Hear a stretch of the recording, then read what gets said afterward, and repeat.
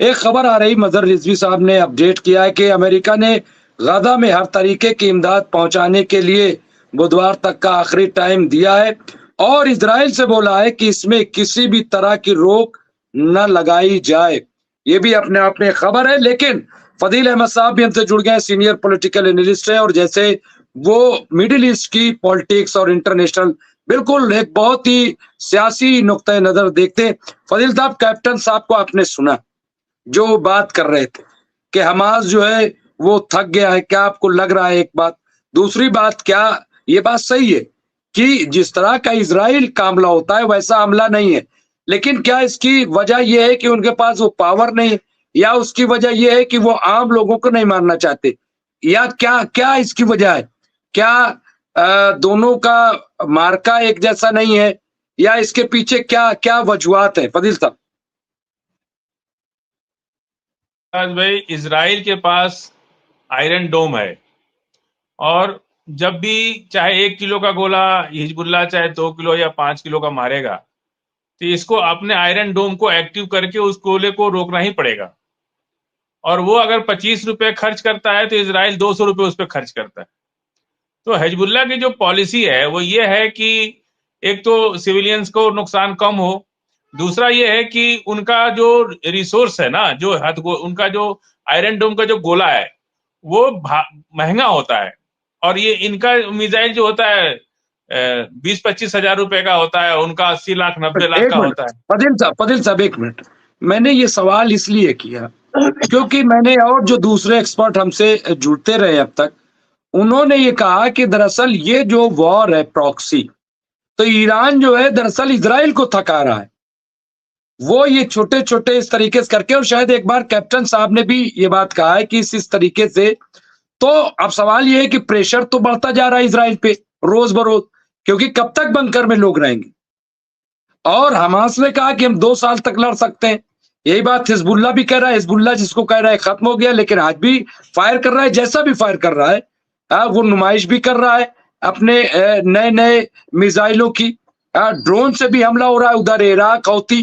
तो मतलब मैं ये कह रहा हूं कि क्या ये थक जाएंगे, या इजराइल थक जाएगा, या फिर अमेरिका आ जाएगा? आप याद कीजिए कि जब कोई सोच भी नहीं सकता था कि एक छोटा रॉकेट भी इजराइल पे कोई डाल सकता है, लेकिन 2-3 साल पहले इसकी पहले कोई सोच भी नहीं सकता था कि इतना इजराइल पे कोई अटैक कर सकता है। लेकिन उसकी तोड़ जो है हमास के लोगों ने निकाली कि हजारों छोटे छोटे रॉकेट, पाइप में, देसी रॉकेट जिसको बोलते हैं, पाइप में बना करके और उसको छोड़ दिया। तो इजराइल को मेहनत, तो अब आयरन डोम कंफ्यूज हो गया कि इसको रोकें कि उसको रोकें, कि जो पीछे आ रहा है उसको रोकें, कि जो चल दिया है उसको रोकें। ये और जब इनके एयरपोर्ट पर आज से 2-3 साल पहले जब हमला हुआ था, 3 दिन तक एयरपोर्ट इजराइल का बंद रहा, तो वो यही सिस्टम था कि उनका इतना हजारों रॉकेट, देसी रॉकेट जो बहुत पाइप में छोटे में बना करके जिसकी रेंज 5 किलोमीटर और 6 किलोमीटर या 10 किलोमीटर है, वो मार दिया।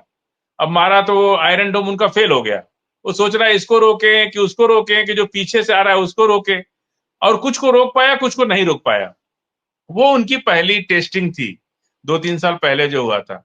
आज भी ईरान मैं बार बार कह रहा हूं कि ईरान जो है बहुत नपे तुले तरीके से काम कर रहा है। लंबी लड़ाई लड़ना चाहता है ईरान, और रिजल्ट ओरिएंटेड लड़ाई होना चाहता है ईरान। गुस्से में और हिजबुल्ला भी, देखिए ईरान की जो स्ट्रेटजी बनी है, कोई गुस्से में लड़ाई नहीं लड़ रहा है, वो ठंडे दिमाग से लड़ रहा है। और जो लड़ाई ठंडे दिमाग से लड़ी जाती है वो बहुत खतरनाक लड़ाई होती है। गुस्से वाली लड़ाई कामयाब नहीं होती है। ईरान जो है उनको थका रहा है इजराइल को। उनका तीनों आयरन डोम सिस्टम फेल, पूरा डिफेंस सिस्टम उनका फेल हो गया है। आज की डेट में भले शीशा टूट रहा है लेकिन गिर तो रहा है ना, इंटरसेप्ट तो नहीं कर पा रहे ना इजराइल। ठीक है कि वो 4 मंजिला इमारत को नहीं गिरा पा रहा है उनका मिसाइल, पर उनका आयरन डोम तो फेल हो गया ना, उनके डिफेंस सिस्टम को तो झटका दे दिया ना। तो ये एक बहुत बड़ी स्ट्रेटजी है कि धीरे धीरे करके उनका जो दुनिया में डंका बज रहा है तो डंका फोड़ दो, कि बजे ही ना। अब सबसे पहले तो डंका फोड़ दिया जाता है कि भाई डंका बजे ही ना इनका, तो उसके बाद उसको मारा जाता है। अब जो कुछ भी सामने आ रहा है, इजराइल के सॉरी इनका हमास का जो वेस्टर्न मीडिया है वो जिसे अल जजीरा को भी नहीं जाने दे रहे, तो कोई अंदर जा नहीं रहा है। और हमास की जो पॉलिसी बनी है इस वक्त बहुत मतलब शांति से, कोई ज्यादा प्रोपेगेंडा नहीं, कोई शोर शराबा नहीं, कोई हल्ला गुल्ला नहीं, इसलिए कि वो एक मजलूम बना हुआ है। पूरी दुनिया उसके ऊपर हमदर्दी रख रही, एक मजलूम की तरह खड़ा है। वो ऐसा हमास जो है ऐसा नहीं दिखा रहा है कि हम मार देंगे, हम खत्म कर देंगे, हम ये कर देंगे। पूरी दुनिया में जो एक मजलूम की जो छवि बनी है ना हमास की, वो चाह रहा है कि हम इस छवि को मेंटेन करके रखें ताकि पूरी दुनिया की निगाह हमारे ऊपर रहे। ये एक वार स्ट्रेटेजी बहुत जबरदस्त है इन लोगों की। और हिजबुल्लाह उधर से एक्शन कर रहा है। आप सोचिए कि जिस दिन इजराइल पर जॉर्डन, हिजबुल्लाह और इधर से हमास तीन तरफ से अटैक कर देगा और ईरान उसके साथ होगा और दुनिया के सारे देश, रूस उसके साथ होगा, कितने देर बचा पाएंगे? इजराइल कितना देर बच पाएगा? और अमेरिका ने कि जो अगर कमला हैरिस होती तो आज भी लड़ाई जैसे ईरान जितना एग्रेशन में था उतनी एग्रेशन में रहता। लेकिन वहां चूंकि अमेरिका से उनको सिग्नल्स नहीं मिल रहे हैं और बार बार कहा जा रहा है कि भाई आपको बंद करना है, अंदरूनी बात भी होती होगी इन लोग की, ऐसा नहीं कि नहीं होती होगी। तो जो सिग्नल उनको नहीं मिल रहा है, इजराइल बहुत परेशान है। नहीं तो क्या उनके पास मिसाइल नहीं है? सुपरसोनिक मिसाइल तो हिजबुल्लाह के पास भी है, पहुंच चुकी है वहां। और युद्धपोत, रूस का युद्धपोत जा करके यूएस बेड़े के बगल में ही खड़ा है। तो ऐसा नहीं है, अगर वो लोग हुती जो है 2000 किलोमीटर अपने अपने रेंज से सीधा इजराइल पर अटैक किया, वो इंटरसेप्ट की गई, लेकिन मार तो दिया ना यहां से। तो उनके पास भी मिसाइलें बड़ी बड़ी हैं, चाहे तो एक मिसाइल मार करके जब वो बम फोड़ सकते हैं नेतन्याहू के घर पे, तो उस पर 500 किलो की मिसाइल मार देगा, क्या दिक्कत होती है? लेकिन उससे कोई रिजल्ट निकलेगा नहीं। इसलिए उन्होंने एक संकेत दिया कि देखो हम तुम्हारे बेडरूम और ड्राइंग रूम का भी फोटो निकाल सकते हैं। जब फोटो निकाल सकते हैं तो मिसाइल भी मार सकते हैं।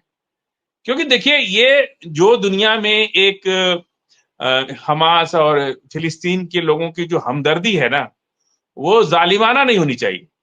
वो जुल्म करे ठीक है, लेकिन इधर से ये लोग चाह रहे हैं कि हम जो दुनिया की हमदर्दी अपने साथ लिए हुए हैं, तो हम मजलूम बन के ही रहें ताकि वो हमदर्दी हमारी कायम रहे। ये एक बहुत बड़ी स्ट्रेटजी है हमास की, और हमास की खास करके, क्योंकि उनको पता है कि ठीक है वो हमको कह रहे हैं कि ये खत्म हो गए, मर गए, जी गए, जो भी है, हमको जब वक्त आएगा तो हम दिखा देंगे। लेकिन अभी ये वक्त नहीं है जब पूरा दुश्मन और कमजोर हो जाए।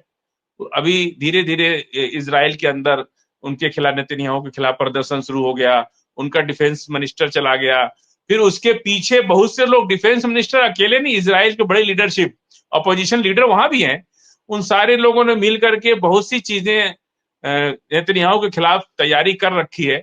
धीरे धीरे एक हफ्ते में देखिएगा आप क्या क्या होता है। अभी तो उनको 3 वारंट मिले हुए हैं, उनको गवाही के लिए बुलाया जा रहा है कोर्ट में। जो है कोर्ट ने उनको, डिस्ट्रिक्ट कोर्ट ने वारंट का रखा है। इन्होंने एप्लीकेशन दी कि भाई हमारे घर पे हमले हो रहे, हमारी जान को खतरा है, तो अभी हमको कोई एक डेट दे दिया जाए। तो ये सब 3 केसेस चल रहे हैं, उनके बाद चौथा केस और रजिस्टर्ड हुआ है। तो ये जो उनके वारंट हुआ वो जा नहीं रहे कोर्ट में और हम लोग की तरह 20-20 साल केस नहीं चलता वहां, 3 साल से चल रहा है और वो फाइनल स्टेज पे है। तो हो सकता है कि वो खुद ही गिरफ्तार हो जाए। जब से गिरफ्तार होंगे तो दूसरा कोई लीडरशिप में आ जाएगा, बात खत्म हो जाएगी, फिर वो अपना एडजस्ट कर लेगा उसको। और दूसरे ऑपोजिशन के लीडर्स को क्या अमेरिका नहीं सपोर्ट कर रहा होगा? कि अगर नेतन्याहू कमला हैरिस के प्रो थे, तो जो ऑपोजिशन लीडर है वो ट्रम्प का भी तो प्रो होगा। तो ट्रम्प सोचेगा कि भाई इनको वारंट है, ये इनको जेल भेज दो और इनकी जगह पे कोई बैठाल के मामले को शट आउट कर दो। वो सिंपल सी चीज है, जो यही होगा, मुझे जहां तक उम्मीद है। जी मुमताज भाई। और फजील साहब हमारे साथ मौजूद हैं। फजील साहब, क्या लग रहा है आपको कि क्या सिचुएशन जिस तरह से हम देख रहे हैं कि हिजबुल्लाह अभी भी पूरी ताकत से लड़ रहा है, और अभी खबर यही हमास के बारे में, खबर ये आई कि हमास ने 4 मतलब बड़ा हमला किया है इजरायली फौज पे। तो क्या हमास अभी भी ताकतवर है? और जैसा कि अभी मैं और खबर देख रहा था कि खुद इजराइल से खबर आई है, वहां के अखबारों ने लिखा कि नेतन्याहू में अब इतनी सकत नहीं है कि वो हमास के टनल में जाएं और अपनी कैप्टिव्स को छुड़ाकर लाएं, इतनी ताकत नहीं बची। तो क्या फिर ये हमले ही होते रहेंगे?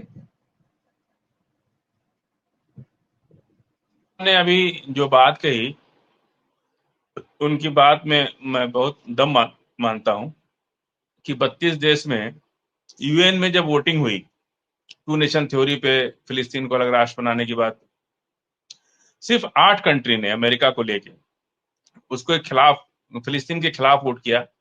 बाकी सब लोगों ने फिलिस्तीन के साथ वोट किया। नेटो की बात कर रहे हैं। तो ये बात तो सही है कि जो है, और जो होने वाला है हम बता रहे हैं आपको, देख लीजिएगा। मुझे जहां तक मेरा दिमाग जा रहा है कि इनके ऊपर वारंट है और इनको जेल भेजेंगे, अदालत जो है इनको अरेस्ट करेगी, क्योंकि इनके खिलाफ तमाम सबूत गवाही सब हो चुका है। अब फाइनल इनको जा करके वहां पे हाजिर होना है और ये जाएंगे जेल, और दूसरी कोई लीडरशिप आएगी और इसका कोई सही सोल्यूशन निकल जाएगा। अब ये बहुत जंग, मुझे नहीं लगता है कि बहुत दिन तक जाएगी। नेतन्याहू की जेल जाते ही लीडरशिप चेंज हो जाएगी और जो भी लीडरशिप आएगी वो मिलजुल के टेबल पर बैठ करके इसका सोल्यूशन निकालेगी। और अगर ये जंग हुई, मुमताज भाई, कैप्टन साहब भी बैठे हैं हम लोग के साथ, तो आप समझिए कि जंग अगर हुई तो बहुत बड़ी होगी और नेटो में फूट पड़ेगी। इस जंग से नेटो टूटेगा, क्योंकि सबसे पहले टर्की निकलेगा उसमें से, फिर फ्रांस निकल जाएगा। अब अगर 22 देश में, 32 देश में नेटो, कौन किससे लड़ रहा है? सब तो अमेरिका के आसपास के हैं। तो कोई किसी को आर्मी का बहुत प्रॉब्लम नहीं है। ये तो अमेरिका सबको डरवा करके अपने साथ बांधे हुए है कि तुम लोग अपनी जीडीपी का पैसा दो। किसको किससे खतरा है? जो कुछ भी दुनिया में डिस्टरबेंस है मध्य एशिया में और चाइना में और इधर इस साइड में एशिया में और मिडिल ईस्ट में, उधर तो यूरोपियन कंट्री में कहाँ किसी में झगड़ा है? ना तो बॉर्डर को लेके है, ना इकोनॉमी को लेके है। सब एक दूसरे के साथ मस्ती कर रहे हैं, अपनी जीडीपी बढ़ा रहे। और मिडिल ईस्ट और जो हम लोग के गरीब देश हैं, भारत, पाकिस्तान, बांग्लादेश और चाइना, ये सब। और इतनी पाबंदी के बाद आपको पता है कि वर्ल्ड की सबसे बड़ी फास्टेस्ट ग्रोइंग इकोनॉमी ईरान की है। ये लोग रिसर्च का विषय है ये, इतनी सैंक्शन के बाद भी ईरान कैसे अपनी इकोनॉमी को इतना बूम कर रहा है। तेल अमेरिका ने सैंक्शन लगा दिया तो उसका चाइना सबसे बड़ा कस्टमर हो गया। ईरान का सबसे बड़ा कस्टमर चाइना हो गया। और यूरोप को गैस कहां से मिलेगी? टर्की उसका सबसे बड़ा सप्लायर हो गया। तो इस लड़ाइयों से टर्की, ईरान, सबको फायदा भी हुआ है। और ये तो एक हम लोग कल फिर बैठेंगे तो इस पर, ईरान की जो इकोनॉमिक ग्रो की है, इस पर हम लोग अलग से एक वीडियो बनाएंगे। कल का मुद्दा ये रखिए।